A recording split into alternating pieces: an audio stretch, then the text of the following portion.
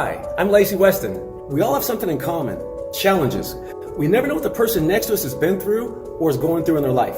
That's why I wrote a story and book of my personal journey titled She Was Worth It All.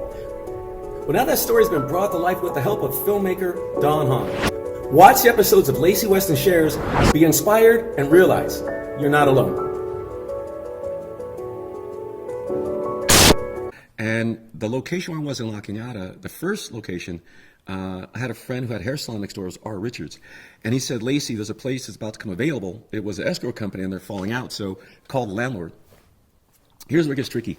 Because La Cañada, Glendale, Tujunga, and La Cañada, Glendale, Tujunga,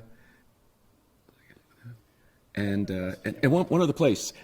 But it was, at that time, it was still a lot of racial tension.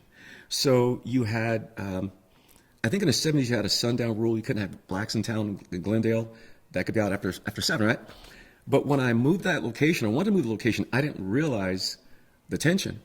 So Richard said, listen, if you're going to take this location, you're not going to be able to ask the landlord yourself for the lease. You're going to have to get somebody to go for you.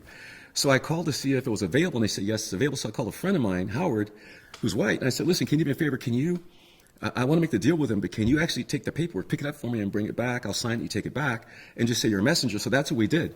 I gave him the check, he took the check in, and by the time I met the first guy, Mark Trueblood, he came to bring the key, and I met him outside the business, and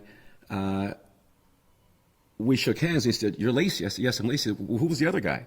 I said, that's Howard's a friend of mine. He said, I thought he was, no, I said, no, I'm leasing the place. And at that point, he looked shocked. And he basically made it clear to me that, look, I didn't know it was you, and I'm a little concerned because, are you going to be able to keep the lease? Are you going to be able to keep this going? Because they said my job was on the line. I said, don't worry. Now, this is at the same time, I only had enough money to make it 6 months. So I hear it. Let's pause just for a second, and I'll email Scott. Just if you're cold.